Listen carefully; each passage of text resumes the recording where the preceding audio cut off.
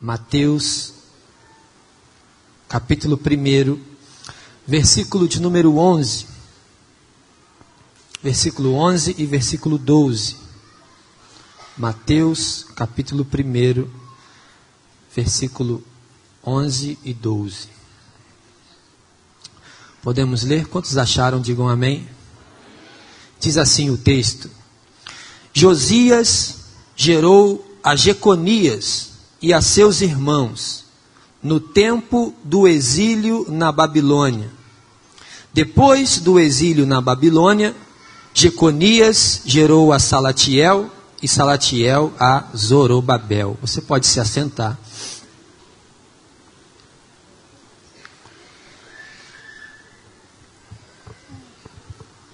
Agora que estamos sentados, confortáveis, eu gostaria que você fizesse a leitura desde o versículo 1. Você está com a Bíblia aberta, Evangelho de Mateus, capítulo 1. Acompanhe essa sucessão de gerações que capítulo 1, versículo 1 narra para nós. Diz assim: livro da genealogia de Jesus Cristo, filho de Davi, filho de Abraão. Abraão gerou a Isaque, Isaque a Jacó, Jacó a Judá e a seus irmãos.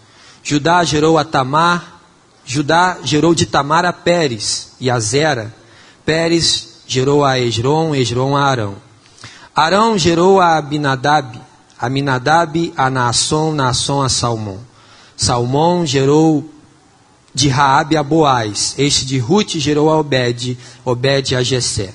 Jessé gerou ao rei Davi, o rei Davi a Salomão, da qual fora mulher de Urias. Salomão gerou a Roboão, Roboão a Abias, Abias a Asa. Asa gerou a Josafá, Josafá a Jorão, Jorão a Uzias. Uzias gerou a Jotão, Jotão a Acais, Acais a Ezequias. Ezequias gerou a Manassés, Manassés a Amon, Amon a Josias. E o versículo 11 que lemos: Josias gerou a Jeconias e a seus irmãos no tempo do exílio na Babilônia. Essa é a genealogia de Jesus, bastante resumida. Se nós formos no Antigo Testamento, vai estar a genealogia completa do povo de Israel e de suas tribos e de suas famílias. Mas Mateus, ele coloca de maneira bem resumida a genealogia que vai até Jesus. Nós lemos até o versículo 12. E se a gente continuar lendo, a gente vai perceber que ela vai até Cristo. Versículo 13 continua dizendo: Zorobabel gerou a Abiúde, Abiúde a Eliaquim, Eliaquim a Azó. Azó gerou a Sadoc, Sadoc a Aquim, Aquim a Eliúde. Versículo 15: Eliúde gerou a Eleazar, Eleazar a Matã, Matã a Jacó. E Jacó gerou a José, marido de Maria, da qual nasceu Jesus, que se chama o Cristo. Versículo 17. De sorte que todas as gerações, desde Abraão até Davi, são 14. Desde Davi até o exílio na Babilônia, 14. E desde o exílio na Babilônia até Cristo também 14. Então perceba que o propósito é de Adão até Cristo. Essa é a proposta da genealogia. Trazer toda a descendência do Messias, trazer toda a genealogia de Jesus, das famílias e dos antepassados, dos pais, até a pessoa de Jesus, que veio de maneira miraculosa de uma virgem sobre a terra. Só que existe um versículo, que é o versículo 11, que dá todo sentido aqui para nós essa manhã, e eu queria pensar sobre ele. Todos os versículos são famílias sendo sucedidas, pais gerando filhos, e filhos crescendo, se tornando pais e gerando outros filhos, e assim vai se decorrer de geração em geração. Então o texto começa desde Abraão e vai passando por várias famílias, várias pessoas, várias fases, históricas do povo de Israel, e passa pelo período dos reis, passa pelo período dos patriarcas, passa pelo período exílico, passa pelo período do império e chega até a pessoa de Jesus. Só que o versículo 11, ele tem um detalhe que chama minha atenção essa manhã, e eu queria pensar com você nesses minutinhos que temos. O texto diz que Josias, ele gerou a Jeconias e também os seus irmãos, e ele dá o lugar que Jeconias foi gerado, que Josias gerou seu filho Jeconias. Ele diz que Josias gerou no período do exílio da Babilônia, no período da escravidão. Então perceba que o texto vem narrando de Abraão, e Abraão gera Isaac, Isaac gera Jacó, Jacó gera Judá e seus irmãos, isso no período dos patriarcas, numa época em que eles viviam uma maneira, uma fase. Depois Judá, ele gera seu filho, a Pérez, e gera Arão, e vem um outro período da história, que é o período de Moisés, que é o período do Egito, que é a saída do Egito, que é a entrada na terra prometida, e vem narrando que Arão gera Naasson, Naasson gera Salmão, e Obed, e Jessé gera o rei Davi, entra no período dos reis, os reis, Davi gera Salomão e seus outros irmãos, passa pelo período dos reis, aí chega um período do povo de Israel, que eles vão entrar na Babilônia para serem escravos. Existe um período de Israel que ele é levado cativo, que é levado prisioneiro, e ele vai viver agora 70 anos escravos numa outra nação, num outro povo, servindo a um outro estilo de vida, uma outra cultura. E é exatamente nesse período que o texto diz que Josias, ele gera a Jeconias e gera seus irmãos, no tempo do exílio na Babilônia. E aí o versículo 12, ele continua dizendo que depois do exílio na Babilônia, Jeconias continua gera Salatiel, Salatiel gera Zorobabel, e Zorobabel continua as gerações, as sucessões de gerações, até a pessoa de Jesus, até a pessoa do Cristo. O que tem a ver esse texto comigo, essa manhã e contigo? Tem tudo a ver, irmãos. Porque essa passagem é uma sucessão de gerações. Sucessão de passagens históricas do povo de Israel. E cada pai gera seu filho, e seu filho cresce, gera seu filho, e seu filho cresce, gera seu filho.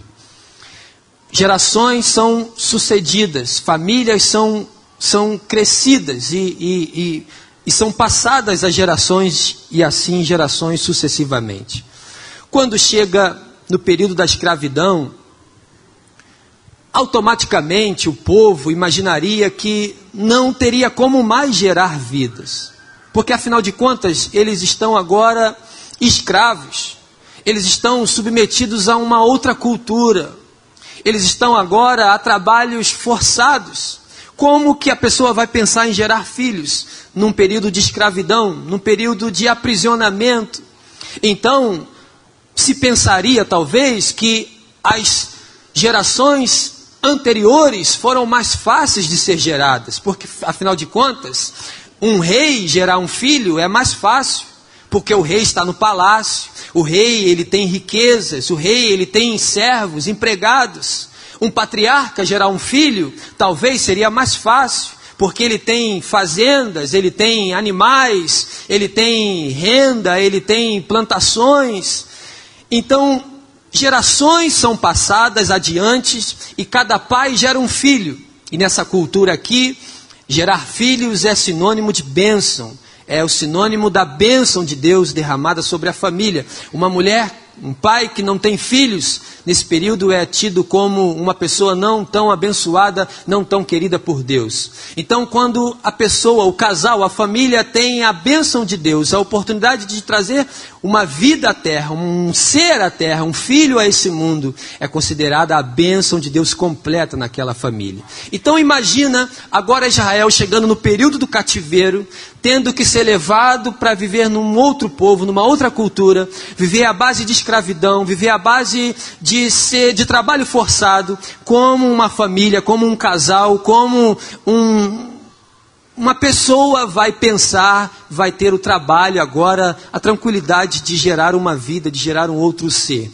Seria completamente impossível aos olhos humanos uma pessoa escrava, vivendo em trabalho forçado, gerar um filho, gerar uma família. Mas como o projeto de Deus era de Adão até Jesus, como o propósito original era trazer a genealogia desde o primeiro homem, que é Adão, até o Messias, até o Cristo, então gerações foram se passando, períodos foram se passando, histórias foram se passando, todos os períodos bíblicos foram se passando, inclusive o período da escravidão da Babilônia. Então é na escravidão, é na Babilônia, é no período mais difícil da história de Israel que Josias me ensina que é possível continuar gerando vida nessa terra. Alguém poderia pensar, mas agora nós somos escravos, nós estamos na Babilônia, como nós vamos continuar a história? Como nós vamos gerar um filho? Como eu, escrava, vou gestar 9 meses uma criança? Como eu vou parar o trabalho para amamentar a criança? Como eu vou educar essa criança? Essa criança ela vai ser escrava também. Na cabeça do judeu, na cabeça do povo, seria impossível gerar vida, porque colocar mais um escravo no mundo seria uma ofensa, seria prejudicar uma criança, seria prejudicar um ser. Como eu vou trazer uma criança ao mundo e essa criança vai nascer já à base de escravidão? Mas, irmãos, esse versículo está na Bíblia para me ensinar que mesmo no período do exílio, mesmo no período da Babilônia, mesmo no período da escravidão, mesmo no período mais difícil da minha história, da minha vida, é possível continuar gerando vida, trazendo bênção à minha casa, à minha família, à minha terra. Josias, ele gera Jeconias, só que em nenhum versículo anterior você vai ter a informação do versículo 11. Todos os versículos anteriores é pai gerando filho, filho crescendo, gerando filho, filho crescendo, gerando filho, sem nenhuma informação geográfica, sem nenhuma informação temporal. Mas no versículo 11 está registrado que Josias gera Jeconias no período da Babilônia, no tempo do exílio da escravidão. Então chegou o tempo de escravidão para Israel.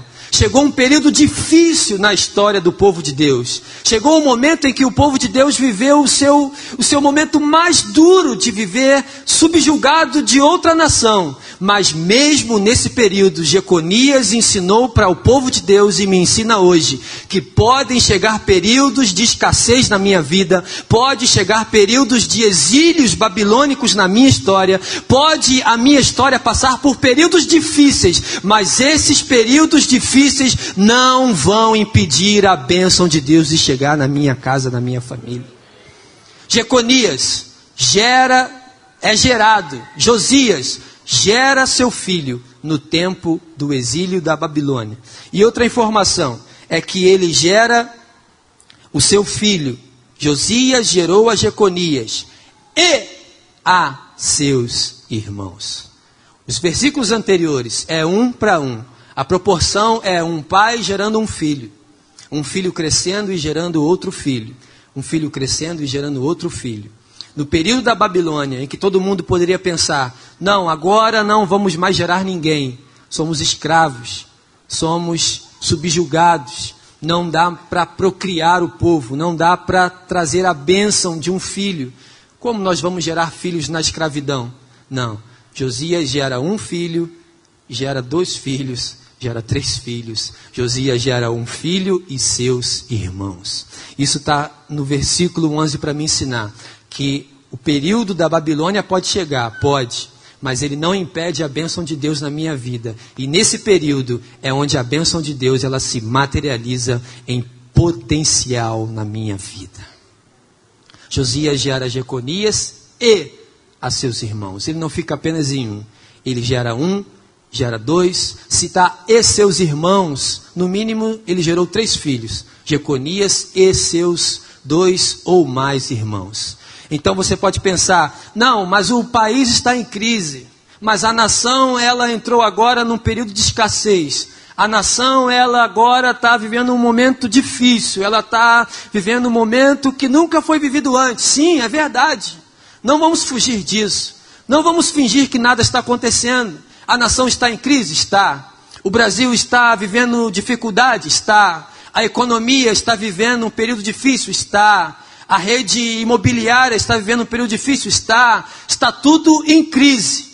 Mas o texto me ensina que no período da crise, no período da Babilônia, no período da escravidão, é possível continuar vivendo a bênção de Deus na minha vida. Josias, ele não anulou o projeto das sucessões genealógicas.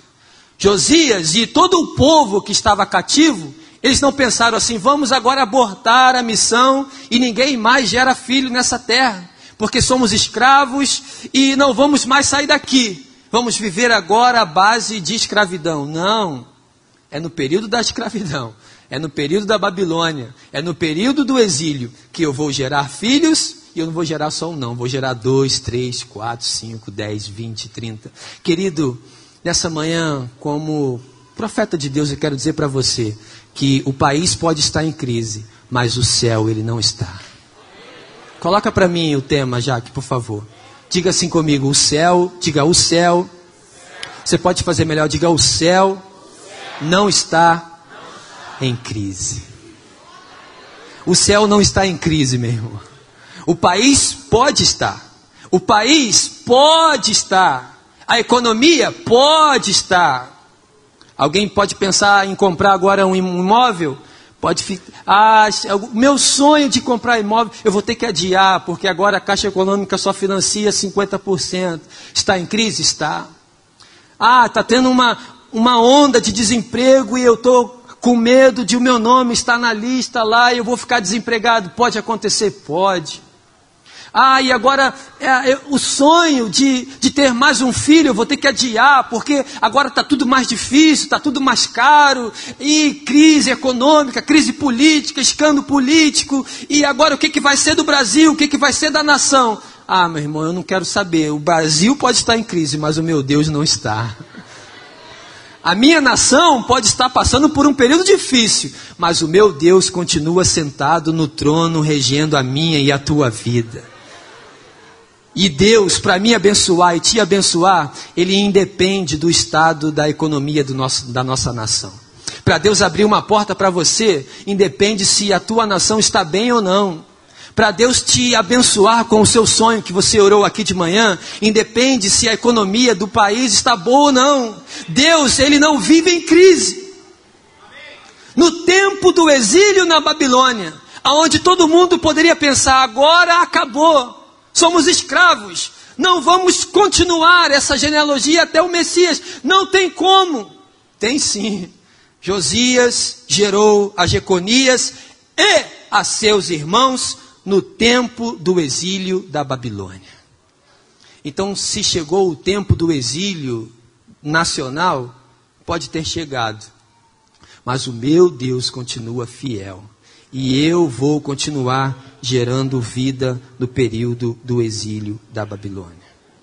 E para encerrar, o versículo 12 é o mais lindo, porque ele diz assim: depois do exílio na Babilônia, Jeconias continuou o projeto original de Deus. Depois do exílio, isso me dá a entender que do mesmo jeito, da mesma forma que a crise chega, é o mesmo jeito e a mesma forma que a crise vai. Depois do exílio, tem vida. Depois da crise, continua normal como sempre foi. Ou seja, o exílio babilônico não é para sempre. A crise econômica não será para sempre. A crise financeira não é eterna. A crise nacional não é para sempre. Ela chegou para todos. Mas do mesmo jeito que ela chega, é o mesmo jeito que ela vai. E Deus e sua igreja permanece inabalável. Josias gerando vida no período da Babilônia, gerando seus irmãos, e a crise passa, e os 70 anos do cativeiro termina, e ele pensa assim, uau, entramos, estamos saindo, e a gente viveu normalmente gerando vida e sendo abençoado nessa terra. Amém, irmãos? Eu queria fazer essa oração com você, dizendo que o país pode estar em crise, mas o céu não está. Teu Deus continua Senhor, o meu Deus continua soberano, e independente de como está a economia da nossa nação, quando Ele resolve abençoar, Ele abençoa. Eu estava com minha esposa no primeiro dia do ano, 1º de janeiro, fomos para a casa de praia da tia dela e fizemos uma oração no primeiro dia do ano. Ela compartilhou um segredo no coração, que tinha um sonho de ser abençoada e entrar para uma rede que ela trabalha hoje numa empresa. E ela sonha com esse projeto desde 2011. Ela começou a trabalhar sendo substituta. E sempre quando entrava, pedia a Deus para abrir uma oportunidade para ela.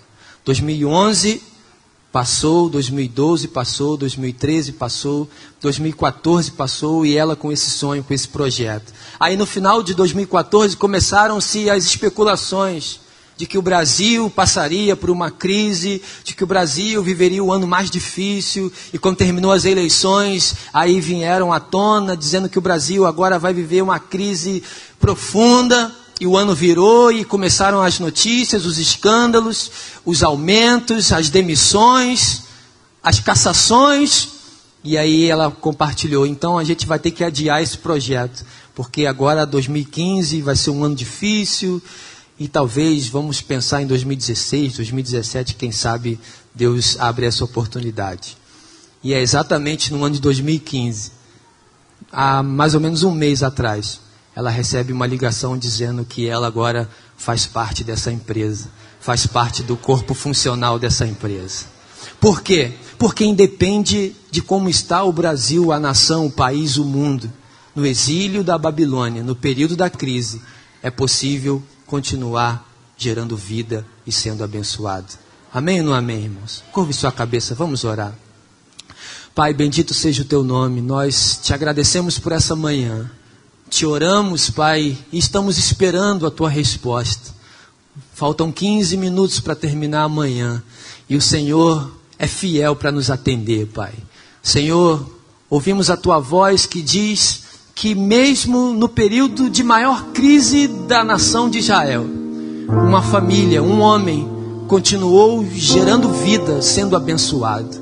Continuou o propósito de gerar gerações e gerações até o Messias.